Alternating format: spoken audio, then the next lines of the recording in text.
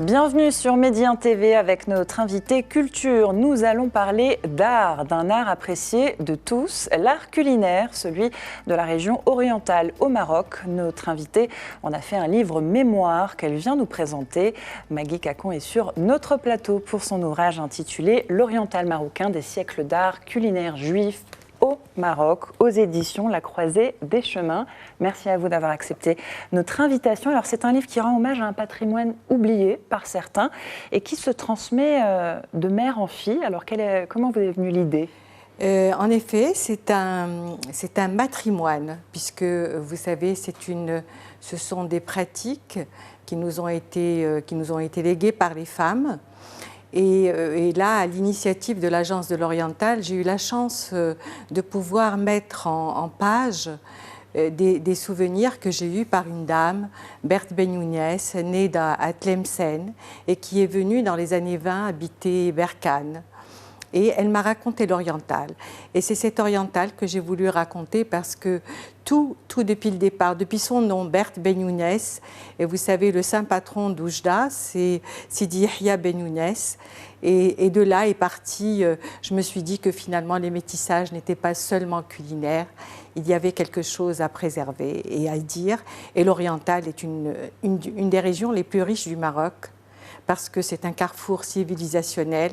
On est à 2 pas de l'Algérie, et puis il ne faut pas oublier tout ce qui s'est à 2 pas de l'Espagne et de l'Europe. Et on ne peut pas oublier quand même tout ce qu'il y a, tous les passages, depuis les Turcs, les Berbères, les Ottomans, l'Algérie, la France, et tout ce mélange a donné justement cette cuisine savoureuse et cette cuisine de terroir. Alors, est-ce que vous pensez qu'on peut parler d'un art culinaire judéo-marocain, ou là, comme vous parlez de la région de l'Oriental, d'un art judéo-régional au Maroc ? Écoutez, vous savez, la cuisine, c'est quelque chose qui voyage. Et la cuisine est un ciment, c'est le ciment des peuples. Alors, vous savez, on peut être d'Oujda ou de Figuig, et par exemple, à Figuig, on fait un merveilleux berkoks, et puis vous allez le manger à Casablanca, et les gens de Figuig habitent aussi à Setat, et ainsi de suite.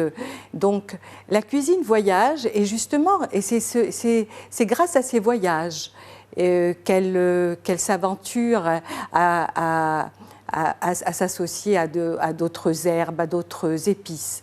Donc, il y a bien sûr une cuisine régionale, une cuisine de terroir. Si vous pensez par exemple dans l'Oriental à la cuisine de Debdou, qui était un village très loin d'Oujda, autant Oujda était le petit Paris, autant Debdou était un petit village complètement enclavé qui s'appelait la Belle Séviane, parce que les expulsés d'Espagne étaient venus en 1492, des expulsés d'Espagne et du Portugal. Ils étaient juifs ou musulmans, mais le problème, c'est qu'ils étaient là, ils avaient amené avec eux des pratiques, et les pratiques du terroir, des Berbères qui devaient être là aussi, ont fait que c'est une cuisine assez particulière, qui a privilégié très tôt des légumineuses, des légumes, des herbes.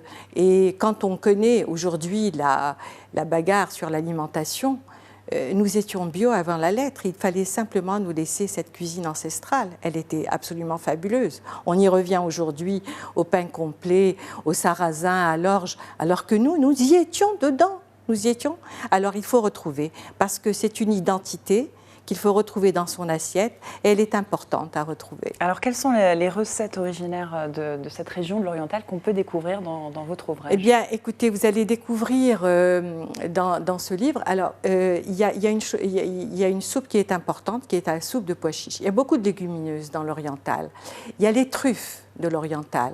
Et les truffes à l'agneau étaient un plat absolument spécifique et indispensable pour les fêtes de Pâques, de la Pâque juive.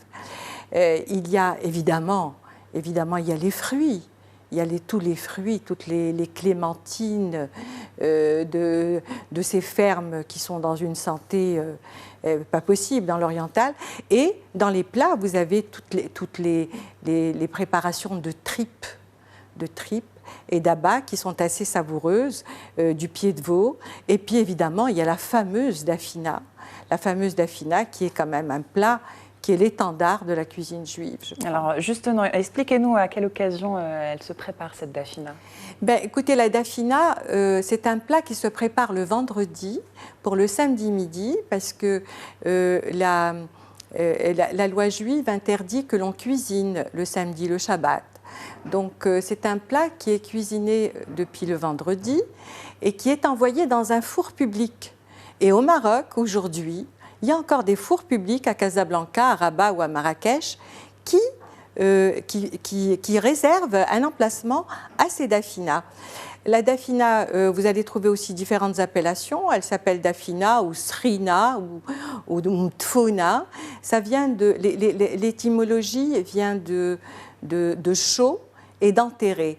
Alors, on attribue ça, paraît-il, aux Juifs maranes en Espagne, sous Isabelle la catholique, qui n'avaient pas le droit de cuisiner et donc ils le faisaient, pour ne pas cuisiner le Shabbat, ils le faisaient depuis le vendredi et ils l'enterraient. C'est pour cela, d'où l'appellation mtfouna. Et c'est un plat absolument fabuleux, qui est fédérateur et que nos compatriotes musulmans adorent. Et il a été toujours un plat de partage, tout comme le couscous, parce que c'est un plat où on retrouve toutes sortes de choses, des pois chiches, des pommes de terre, du riz, du blé, de la pâte de bœuf, des viandes de toutes sortes, des pâtés extraordinaires. Alors justement, voilà. on va regarder un extrait d'une vidéo que vous avez fait qu'on peut retrouver sur les réseaux sociaux sur la préparation de la dafina. Regardez. Eh bien voilà cette fameuse dafina qui donne l'eau à la bouche à tout le monde, à nos amis musulmans, à nos amis catholiques, et qui est un plat qui fédère comme le couscous. C'est un plat qui a été fait depuis nos ancêtres, que ce soit dans l'Europe centrale, dans l'Andalousie, et qui est arrivé à Fès au Maroc, et qu'on continue de reproduire. J'espère qu'il va réconcilier beaucoup de choses et beaucoup de gens qui vont retrouver cette dafina comme une madeleine proustienne. Merci.